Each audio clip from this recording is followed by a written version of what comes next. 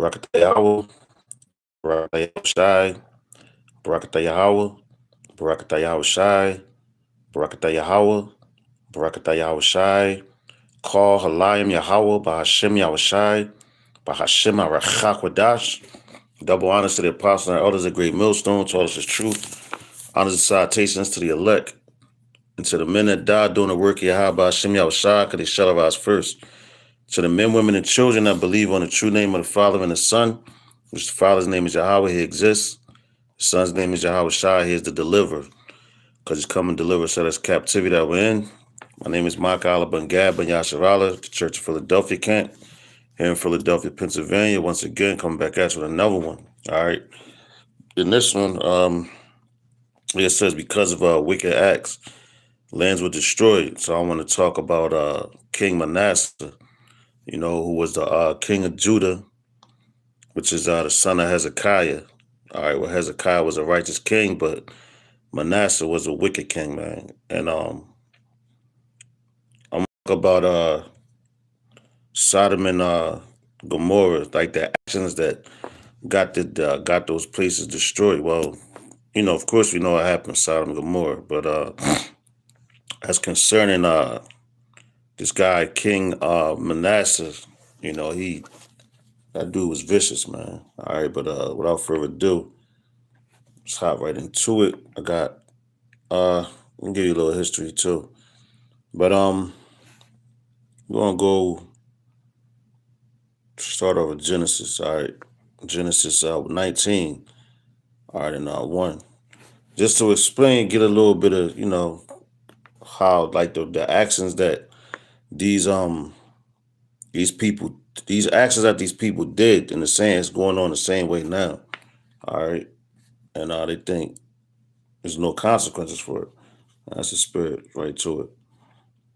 All right, so this is Genesis chapter 19, starting at verse 1. And it's said that Sodom and Gomorrah was they trying to say was destroyed about 1890 BC. That's when they were saying that's when that particular land and the surrounding cities were destroyed then. And it's because of their wickedness. And the word Lot in the Hebrew, it means hidden or covered.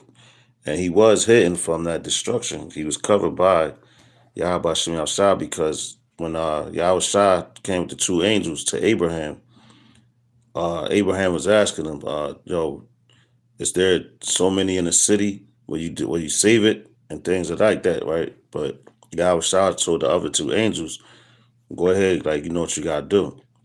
All right, so they said about 1890 BC is when that place was destroyed, those places. All right, but anyway, let's get right into it. Like I said, Lot means covered or hidden, which that's why I always tell people your name has a meaning to it. It has a spirit attached to it, Whether the Lord gives you to be righteous or wicked, but your name still has a spirit attached to it. So let's hop right into it. Genesis 19 and 1, it says, and there came 2 angels to Sodom at even. So they came, sundown and all that. It says, and Lot sat in the gate of Sodom. And Lot, seeing them, rose up to meet them. And he bowed himself with his face toward the ground. So he knew as soon as he saw them, because like he was a watchman, man. That's why they came to him. You see, he was standing at the gates of the city, all right, watching out. Probably was warning them people about their wicked ways, because he hated evil, man. Just like all the righteous men. All right, Lot was a righteous man, but the towns that he was in was super wicked. All right, and that's the reason why they got destroyed. So I'm gonna tie everything in. All right, what I got here, and even going like you gotta understand, like even here nowadays, man, the wickedness that goes on here. And now that the judgment is starting to come, people like, oh my God, why is this happening? But you wasn't thinking about it when everything was cool and judgment wasn't being sent. All right, but anyway, it says, and he said, behold, now my lords, turn in, I pray you, into your servant's house. All right, so he had that hospitality, so he knows. All right, that's a part of our custom. It said, into your house, into your servant's house, and tarry all night, and wash your feet, and ye shall rise up early and go on your ways. And they said, Nay, but we will abide in the street all night. All right, because they they was on go. You know, they got them orders like when they say them spirits that's created for vengeance and Sarat, they're one of them. Like the angels, you got angels just waiting to get busy on Babylon, man. You know, and they can't wait to do it. Just like these two angels. That's why they said, look, man, we gonna stay on the streets, all right, all night. All right. They was holding posts basically. That's what they said he was going to do. All right, it says, and he pressed upon them greatly, and they turned in unto him, and entered into his house, and he made them a feast, and did bake unleavened bread, and they did eat. All right, but of course, angels can't eat, so they made it appear like they was eating the same way they did it with I believe that was Abraham. No, I think it was Abraham and Tobit when Tobit went on his journey with I think it was it. No, it wasn't Uriah. I gotta look it up again. But the angel that was with Tobit, he did the same thing. It says, but before they laid down, the men of the city, even the men of Sodom, compassed the house round, both old and young. All people, so like all the people from every quarter. All right, so they seen these men. Of course, that was a town heavy with that wickedness, Sodom. That's why it's Sodomites. All right. They weren't worried about women, man. And they saw that these angels, man, I'm going to read it. It says, and they called unto Lot and said unto him, where are the men which came into thee this night? Bring them out unto us that we may know them. All right. So know them like they was trying to label them. All right. They wanted to sleep with these men, man. That's wicked, you know. In Babylon, they follow the same thing, same suit. So did Rome, all that wicked stuff, man. So when the hammer came down, like, hey man, it's on you. All right, verse 6 says, and Lot went out at the door unto them, and shut the door after him, and said, I pray you, brethren, do not so wickedly. Behold, now I have two daughters, which have not known men. So he was ready to give his daughters that was virgins to these men to protect them, or to protect the angels, man. All right. It says, and do you in Slakia, and do ye to them as is good in your eyes. Only unto these men do nothing. For therefore came they unto under the shadow of my roof. So he's protecting. He's like, this is my guest, man. Like I said, I believe it's Jeremiah 2:30, which talks about hold on. It talks about the hospitality. Like, hold on. Jeremiah 2.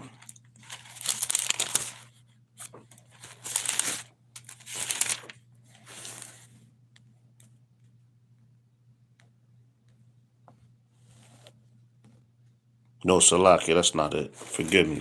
No, slip of the tongue. No, that's in Peter. Forgive me, it's in Peter, Second Peter, I believe. When it goes into the hospitality, like how you supposed to treat your brother and all that.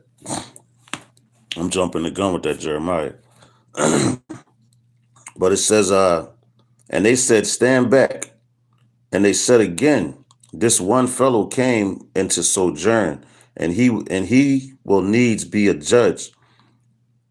Now will we deal worse with thee than with them. And they pressed sore upon the man, even Lot. So they like, yo, they gonna deal with him like hard, like these dudes was wicked, man. You know what? I'm gonna get this in the NLT, but it says, and they pressed sore upon the man, even Lot, and came near to break the door. So they was on it, man. But the men put forth their hand and poured Lot into the house to them, and shut the door. And they smote the men that were at the door of the house with blindness, both small and great, so that they wearied themselves to find the door. So he blinded them. And they wouldn't have got blinded if they wasn't being wicked, man. All right. They never saw no, like, to that day, to that point, they was so wicked they never thought that could happen to them. Oh, they can't take my sight, this, that, like, but look, it happens to you. All right, so check it out. It says, and the men said unto Lot, hast thou here any besides son in law? And this is what the angels were saying to him. All right, so they was warned, giving Lot the warning of what was to be come to the police, because Lot, they was going to stay in the streets all like they said. But it says, and the men said unto Lot, hast thou here any besides son-in-law and thy sons and thy daughters, and whosoever thou hast in the city, bring them out of this place. They telling them, go get them, basically giving them instructions, go warn these people. Because watch, check it out. It says, for we will destroy this place because the cry of them is waxing great before the face of Yahweh. And Yahweh have sent us to destroy it. All right, so you got righteous men that was crying out, man. Men that knew about Sodom and Gomorrah, man. They like, yo, that place gotta go. The same way we say about this place, man. We do our lessons, teach, give you go through everything, and show you proof through the scriptures of, the lands that's going to be destroyed completely, which is right here where we at. Some lands are going to be they going to get it, but the only places right now is going to get the only place that's going to get it, like what I'm reading right here, is this right here, Babylon, where we sitting at, man. All right. It says, and Lot went out, and check it out. So there's nothing new under the sun. It said, and Lot went out and spake unto his sons-in-law, which married his daughters, and said, up, get you out of this place, for Yahweh will destroy this city. But he seemed as one that mocked unto his sons-in-law. All right, so they thought he was joking. They like, yo, man, ain't nobody destroying this, because they couldn't see that happening. Just like a lot of people, when you tell them now, Babylon, America's going to be destroyed. So this says, and when we first came out, starting with the apostles, going back all the way as far back as high priest Rabbi Abba Bivens, going back that far, he came on teaching, and that's been the message. The message from going to the apostles of Great Millstone. That's the message from Yahweh Hashem Yahushai, Hashem Hakodash. All right, and people, they thought it was bullshit. They thought we was joking. Oh, nah, this will never happen, not in my lifetime. So they think you mocking or scoffing, And when you say something about this wickedness, they think that you're scoffing. When you just tell them the truth, you're warning them.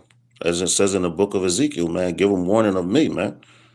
It says, but now, matter of fact, and now they're starting to see, the judgment slowly coming in to when the Lord snatches men off the streets, and then it's no holds barred. All right. It says, and when the morning arose, then the angels hastened Lot, saying, arise, take thy wife and thy 2 daughters. So he gave Lot one night to go do this, man. Go tell these people, go tell them now, man. They said they hastened them, all right? But it said they hastened them to wake him up. Lot is saying, hasten Lot, saying, arise, take thy wife and thy 2 daughters, which are here, lest thou be consumed in the iniquity of the city. All right, at least you die with these wicked people for their iniquities. All right, and that's why I titled, because of wicked, because of wicked acts, lands were destroyed. But I got another one about King Manasseh as well. All right, and how his rise and his downfall and the things that he did. All right, it says, verse 16, it says, and while he lingered, the men laid hold upon his hand and opened the hand of his wife and upon the hand of his 2 daughters, Yahweh being merciful unto him, and they brought him forth and set him without the city. So they took him out, man. It says, and it came to pass when they had brought them forth abroad, that he said, "Escape for thy life, look not behind thee." So they carried him out, his children and all that, his daughters and his wife. He got him out of there because they knew what was coming. All right. It says, "Look not behind." This was lots on them. "Look not behind thee, neither stay thou in all the plain. Escape to the mountain, lest thou be consumed." So he like, yo, get as far away from here as possible. It says, "Behold, now thy servant hath found grace in thy sight, and thou hast magnified thy mercy, which thou hast shewed unto me in saving my life. And I cannot escape to the mountain, lest some evil take me, and I die." All right. It says, matter of fact, that's basically it, man. No, Salakia. No, it ain't. Forgive me. It says, "Behold, now this city is near to flee unto, Salakia, to flee unto it is a little one. Oh, let me escape thither. Is it not a little one? And my soul shall live." And he said unto him, "See, I have accepted thee concerning this thing, also that I will not overthrow the city for the which thou hast spoken. Haste thee, escape thither, for I can not do anything till thou come thither." Therefore the name of the city was called Zorah. All right, so hold on, let's get that Zorah. Because yo, the Lord, hey man, and that's why his name was Lot, because he was covered, man. All right, so hold on.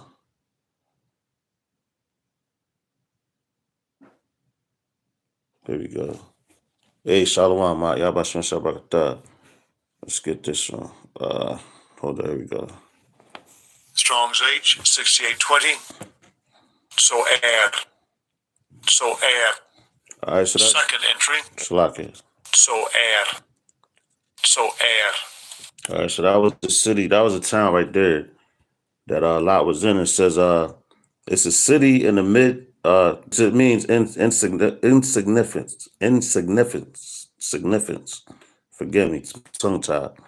It says a city at the southeast end of the Dead Sea, grouped with see that, with Sodom and Gomorrah, as being one of the five cities slated for destruction by the Most High, spared at Lot's plea as his place of refuge. All right, so that we spared them. So check it out. All right, it says so it was grouped with Sodom and Gomorrah. It says, "Then Yahweh rained upon Sodom and upon Gomorrah brimstone and fire from Yahweh out of heaven." See, so that was them chariots, man. You know, with that concentrated heat, which Yahweh Shah's gonna come back on one. You know, and that's when, man, going to what, Isaiah? Because I'm jumping the gun again. Forgive me, because I got a lot. I'm kind of hyped right now. Just to get this information out. It says, and he overthrew those cities and all the plain and all the inhabitants of the cities and that which grew upon Salak and that which grew upon the ground. So he destroyed everything, man. Vegetation, man, woman, beasts. It ain't matter. That's how Yahweh gets down. All right. So let's go here. 2 Kings. Like I said, we're gonna talk about King Manasseh, which is he's the son of Hezekiah, which I said Hezekiah was a righteous king. And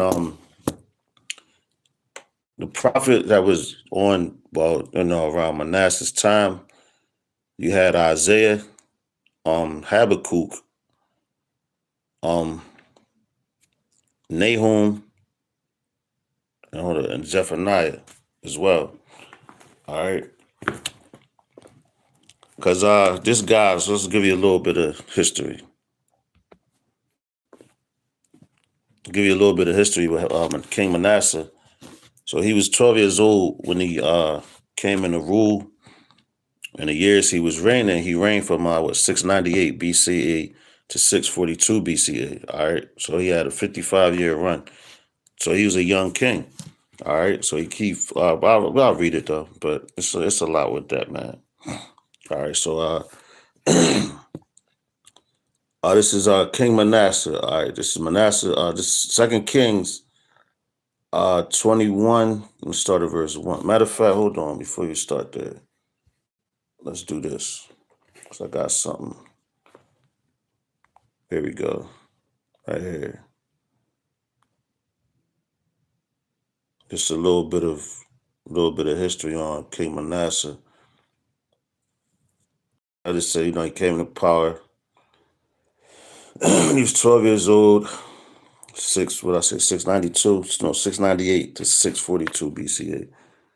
And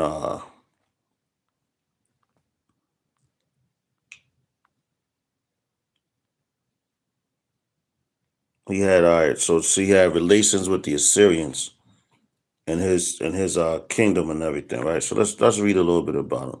It says, when Manasseh reign began, Sennacherib was king of Assyria, all right, and who reigned until 681 BC. Manasseh is mentioned in the Assyrian records as a contemporary and loyal vassal. See, so he was down with his enemies, man. After his father had tore down all the idols, worship places for the Assyrians and the surrounding people that wanted to be, that Judah was running, man, and their domain. All right, and all right, check it out. It says a loyal vessel of Sennacherib, son of a son and successor of Esar Hadad. Assyrian records list Manasseh among 22 kings required to provide materials from Esar Hadan's building projects. All right, so it says Esarhaddon died in 669 BC and was succeeded by his son Ashurbanipal. All right, who also names Manasseh as one of a number of vessels who assisted his campaign against Egypt. All right, so we'll stop right there. Hop right into the scriptures. All right, we could come back to that because there's some other stuff. Because this dude was wicked, man. And he the king of Judah, so he called Judah the Ur. All right, so 2 Kings 21 and 1. It says Manasseh was 12 years old when he began to reign, and reigned 50 and 5 years in Jerusalem. And his mother's name was Ziblah. And he did not that which was Salakia, and he did that which was evil in the sight of Yahweh, after the abominations of the heathen, which you talking about the Assyrians and the other ones that was around. Check it out. It says the heathens cast out before the children of Israel. All right, so he cast them out. Like even like talking about Jeremiah. And Isaiah was on Manasseh's ass, man. And with Manasseh, because it tells you in here that he shed innocent blood, those were the bloods of prophets, men, women, and children, that didn't believe in them idols, man. All right. Matter of fact, how he did Isaiah, he cut him in half with a sword, man. So that's crazy. I'm like, damn, like, and that's and even speeding up to like right now in these times, all right, you got people, they hate the prophets, man. They really hate the prophets. And King Manasseh was one of them, man. Why? Because he was doing evil. And you had kings. I'm going to talk about Manasseh right now, and Lord's willing, throughout the week or whatever. I'm going to keep trying to go into these kings and the lands that they ran and everything. But, so he was the king, and The prophet's on his ass, man. Yeah, like I said, yeah, Isaiah, who he cut in half, yeah, Habakkuk, Nahum, and Zephaniah. And this I think Micah went like right before. I think Micah had hold on, I don't want to give out no false information. So I got it in my Bible.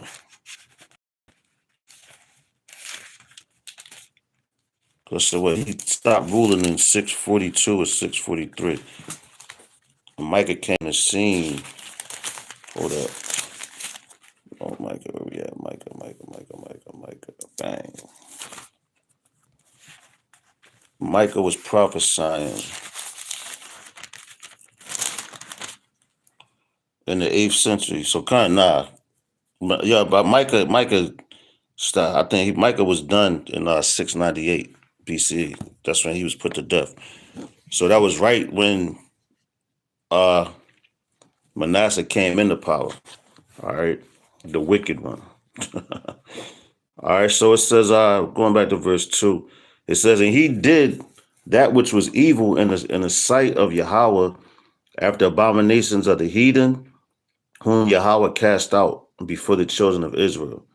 For he built up against the high places which Hezekiah, his father, had destroyed.